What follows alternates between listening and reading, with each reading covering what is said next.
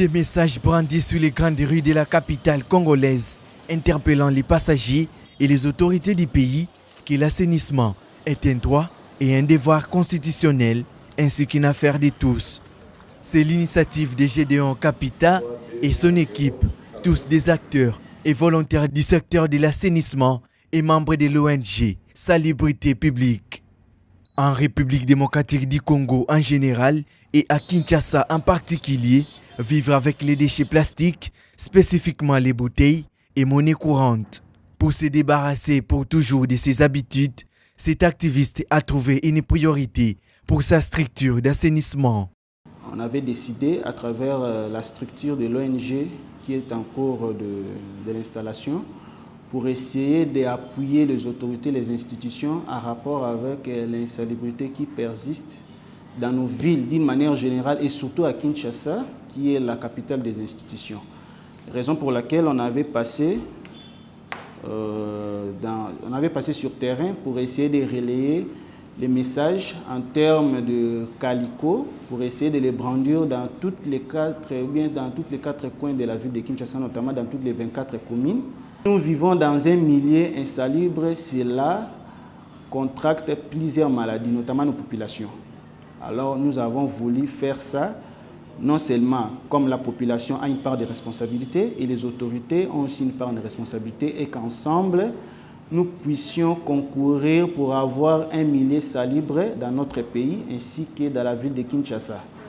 Les caniveaux, les rivières, les avenues ou encore les rues sont transformés en poubelles géantes où tout le monde jette les déchets après usage et sans être inquiété. Si pour certains, c'est par manque de poubelles, pour d'autres, c'est une question d'habitude. Face à cette inconscience environnementale, Gédéon a tant compté sur l'implication des uns aux autres pour revêtir la ville de Kinshasa de sa plus belle robe. Vous savez, nous avons un problème surtout lorsqu'il pleut. Vous allez voir qu'il y a des gens qui ouvrent les égouts, qui les ont connectés sur la voie publique et ils déversent leurs eaux usées. Il y a aussi un problème des déchets plastiques qui prennent beaucoup de temps pour essayer de s'évaporiser dans la nature. Donc, notre structure s'inscrit dans toutes les logiques, dans tous les compartiments des différents déchets.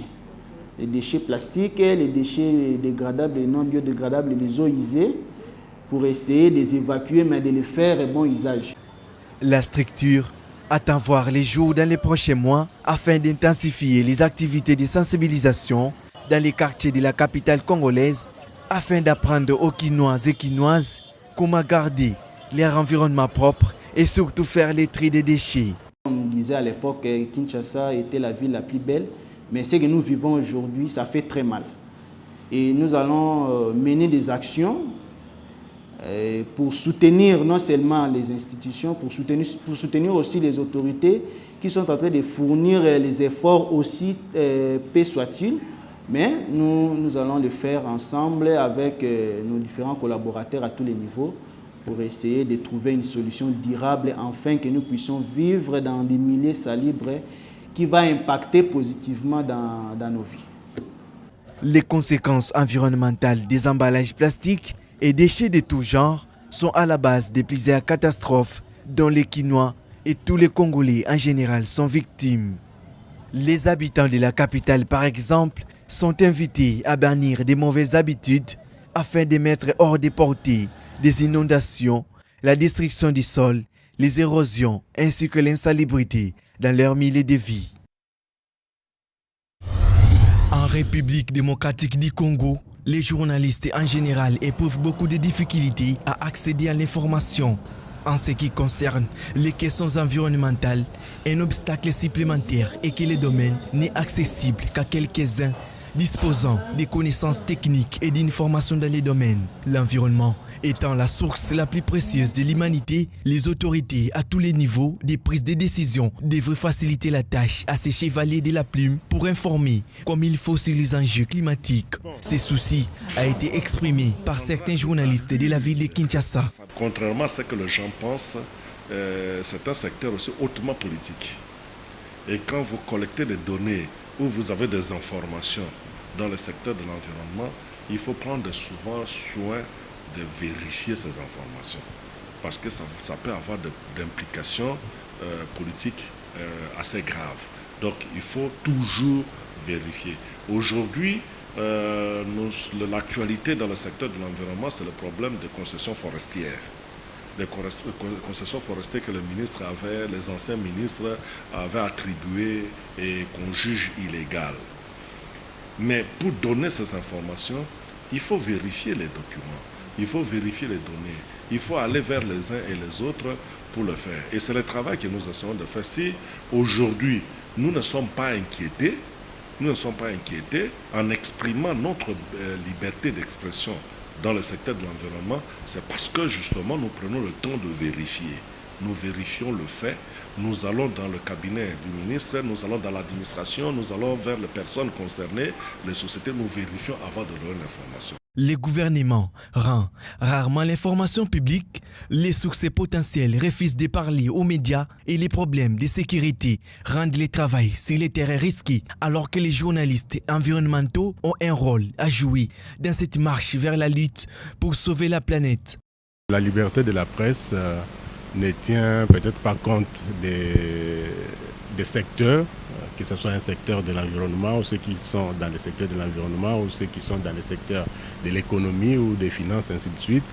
Mais nous tous, nous traitons ou nous recherchons, nous collectons, nous traitons et nous diffusons de la même manière l'information, même s'il y a certaines particularités parce que les secteurs diffèrent. Nous qui sommes dans le secteur de l'environnement, nous recherchons l'information comme tout autre journaliste et nous la collectons, nous la traitons, nous la diffusons. Mais il faut dire que peut-être il y a certaines particularités en ce qui concerne le traitement de l'information environnementale parce que c'est une information qui n'est pas comme toute autre information.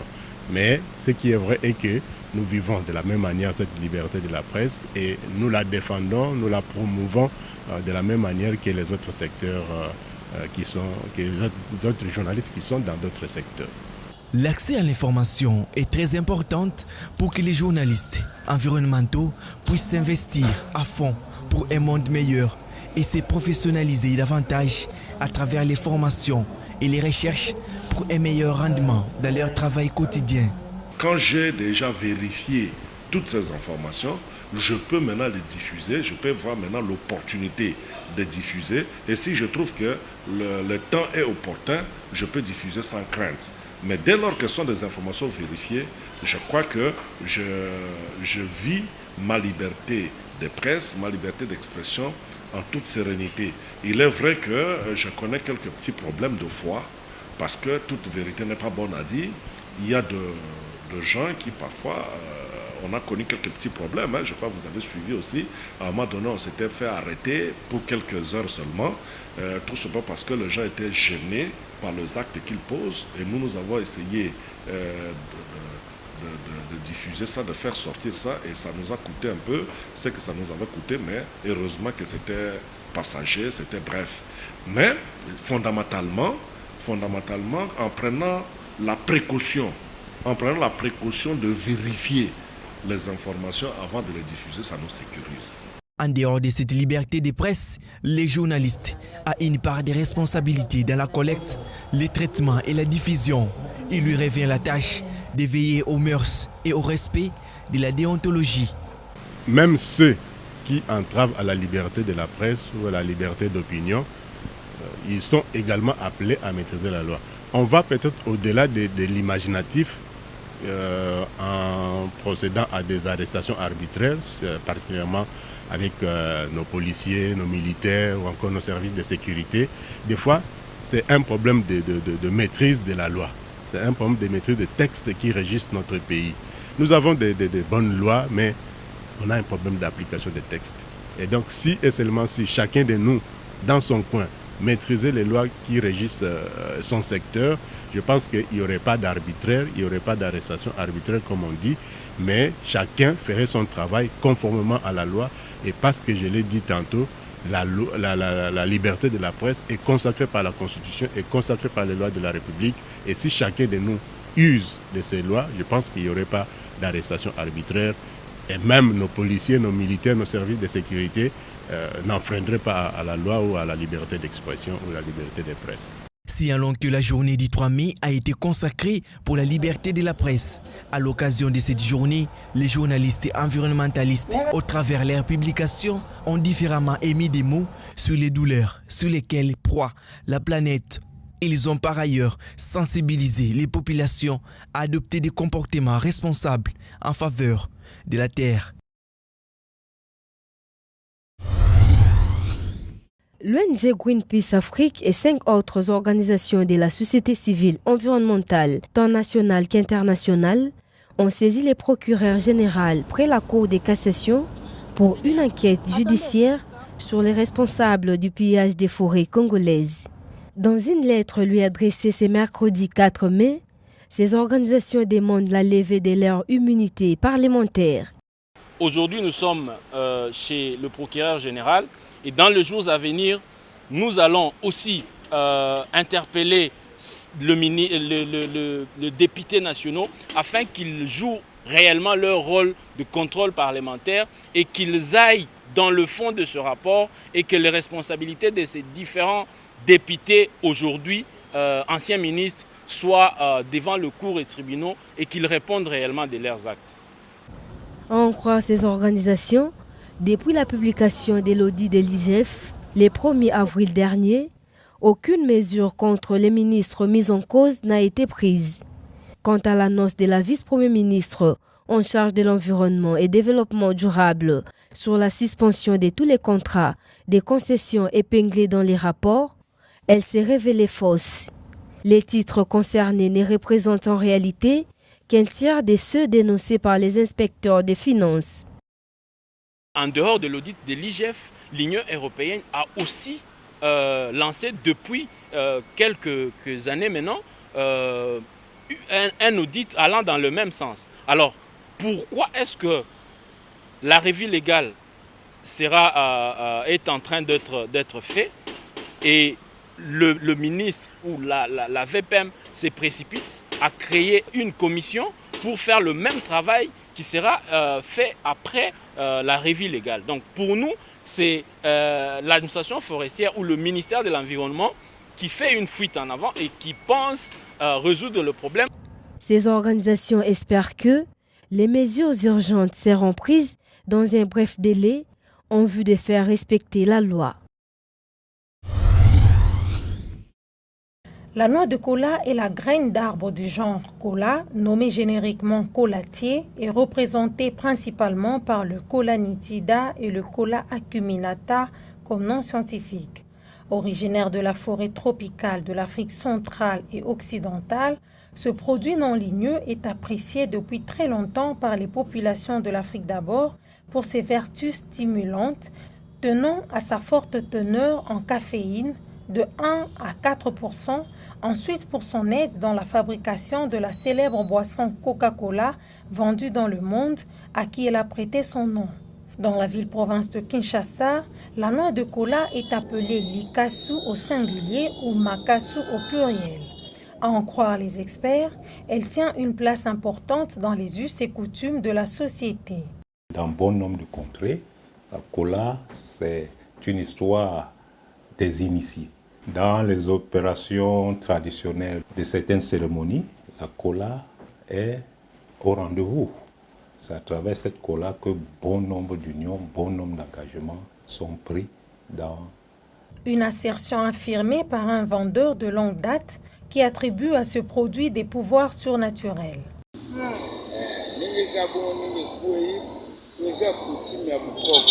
C'est la coutume. Si une noix tombe, tu peux la ramasser. Puis, la noix de cola ne se vole pas. Une seule noix volée peut créer beaucoup de problèmes.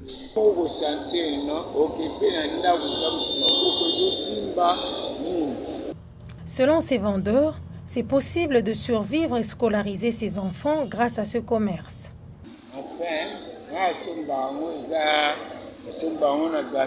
J'achète au marché Gambela, Zikida, Selembao et parfois à Kingasani. Ça provient soit du Congo-Brazzaville ou de l'Angola, en passant par les Bas-Congo. Grâce à mon petit plateau ici présent, je prends soin de mes 6 enfants et mes petits-enfants. C'est depuis 12 ans que je suis dans ce commerce. J'ai été formé par un ami d'Ibandundu.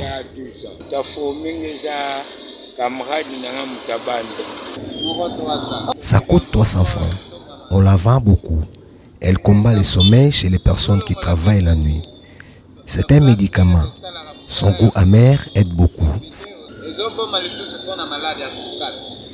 Vendue sur plusieurs artères de la ville-province de Kinshasa, la noix de cola attire beaucoup d'acheteurs et chacun en consomme selon ses besoins. La noix de cola combat le sommeil et la fatigue. Puis les goûts amers aident l'organisme, contrairement au sucre. Puis, quand je la consomme, mes affaires vont bien. Même si certaines personnes insinuent autre chose.